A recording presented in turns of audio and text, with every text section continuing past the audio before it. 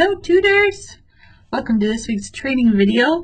This actually comes from some conversations I've had with the new tutors about factoring, but this is going to apply to everybody because every tutor will most likely help someone in the lab or on a one-on-one with factoring at some point. It's required for Math 100B and Math 101 students, and Math 109 and Calculus students kind of forget about factoring when they need it. And so it comes up for everybody in the lab.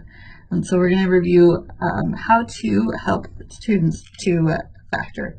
Tutors, as mathematicians that you are, you can look at a polynomial and be like, I know what to do. That was me snapping, by the way. I know what to do. There's no common factors. There's two terms. I'm probably going to do difference of squares. All those things run through your head within milliseconds, I'm sure. But for a student, they can look at it and have nothing come to mind. So these are some things to help them walk through the process themselves. And I have labeled it as the 3 C's of factoring. That kind of rhymes, actually. Not really. So first thing you're going to do with your student is you're going to look for anything that all the terms have in common, aka the GCF, right? The greatest common factor.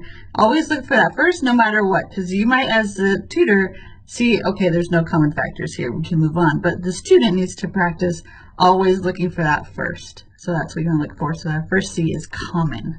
Look for what they have in common. Then you're going to count how many terms the polynomial has, and that will determine what other methods you try. So 4 terms, factor by grouping. 3 terms, fast trinomials or the AC method. Perfect square trinomials. I put asterisks on the AC method because it's super important to remember that that works for any trinomial, even if it's a fast or perfect square trinomials. So if they can't remember any of the other two, then help them through that AC method.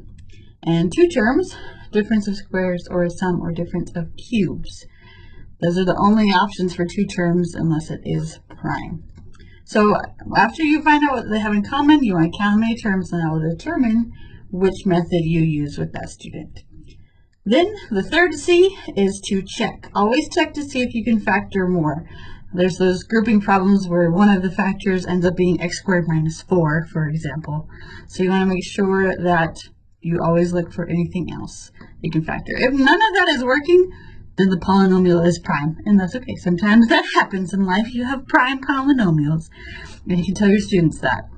So these are our 3 C's: common, count, and check. Too bad check doesn't start with a K sound. Oh well. But common, count how many terms there are, and then check to see if you could factor it any more.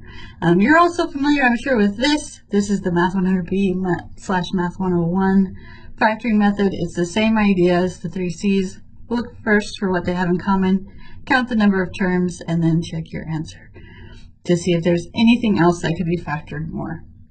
So make sure you do those 3 C's with your students, and thanks for watching.